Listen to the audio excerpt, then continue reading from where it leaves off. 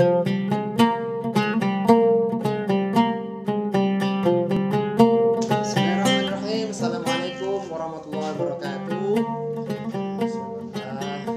Baik sahabat Ar-Rayyan Al-Qasimi yang dimuliakan Allah Subhanahu wa taala, pada kesempatan hari ini kita kembali menyuguhkan inspirasi usaha buat para wali santri dan juga buat kaum muslimin seluruhnya.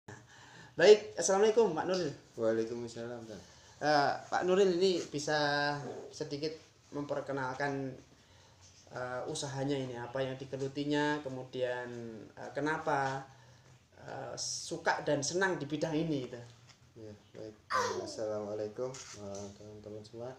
Mungkin yang pertama yaitu saya menggeluti di bidang tempe karena emang tempe termasuk, kalau saya lihat pangsa pasar di wilayah Klaten ya, itu sebagai makanan pokok ya, hampir seperti makanan pokok karena emang setiap pagi atau setiap tempe, sore juga tempe gitu loh. Jadi emang itu prinsip utama kenapa saya menggeluti di dunia usaha tempe. Mungkin itu yang utamanya. Ya, baik Pak Nuril, untuk sebetulnya bikin tempe ini yang susah ada nggak, bagian-bagian yang tersusah gitu? Apa semuanya gampang gitu? Sebenarnya kalau untuk bikin tempe itu tidak susah sebenarnya. Kalau sudah melihat bisa jadi praktek itu insya Allah mudah. Cuman ada kendalanya, ada beberapa orang itu terkadang juga bilang susah karena emang mungkin kurang teliti atau gimana gitu ya. Jadi kan ada satu hal, mungkin satu pemilihan kedelai yang pertama itu. Jadi bisa jadi kedelainya buruk atau kedelai asal kedelai itu juga bisa jadi nggak maksimal, jadi tempenya juga kurang bagus. Iya. Kalau Pak Nuril sendiri menggeluti di bidang tempe ini sejak tahun berapa ini? Maksudnya awal, apakah dulu orang tuanya juga di bidang tempe sehingga mudah untuk menjalankan bisnis ini?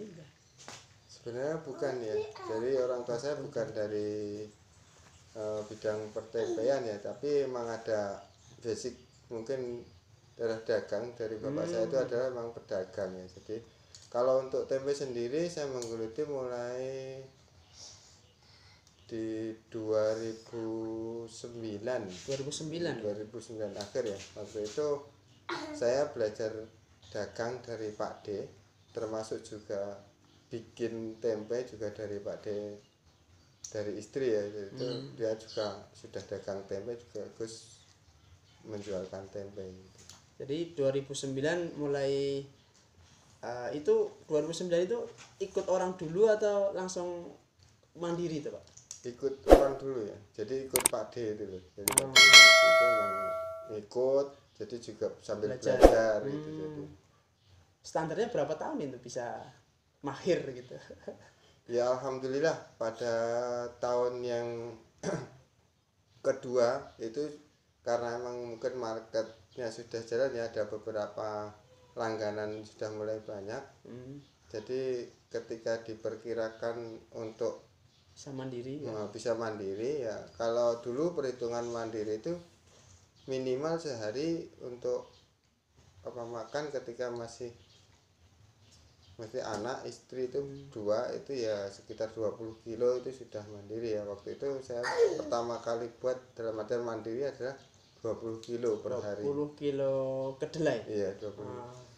Jadi untuk mengawali untuk bisa mandiri itu berapa modal itu Pak yang dibutuhkan di awal? Jadi kalau ada orang yang pengen mandiri barangkali mereka memikirkan aduh nanti modalnya bagaimana gitu ya. Nah, kira-kira gimana ini?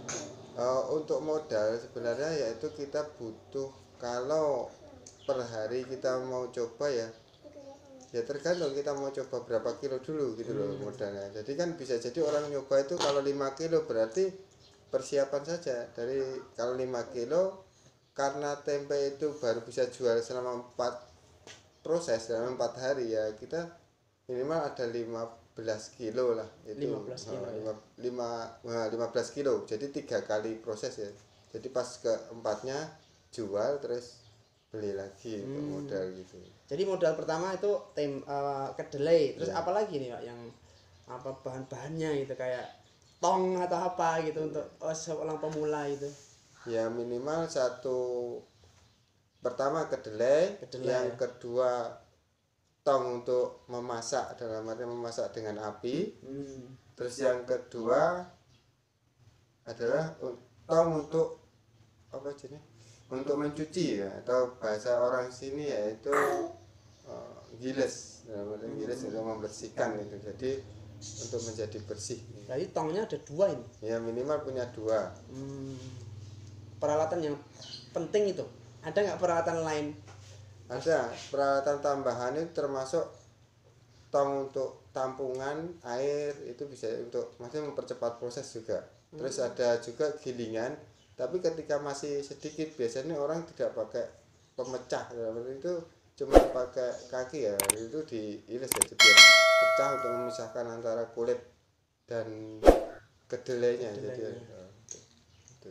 Ada mungkin mesin-mesin penggiling atau apa gitu?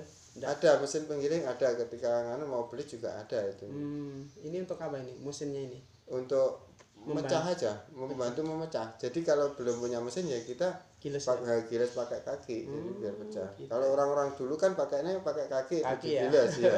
Kalau sekarang kan karena ada satu listrik, sudah ada ini ya, jadi penggilingan yang bikin ya pakai gilingan. Karena mungkin lebih ringkes, lebih higienis atau? Sebenarnya lebih menghemat tenaga dan lebih cepat juga sih. Lebih cepat ya.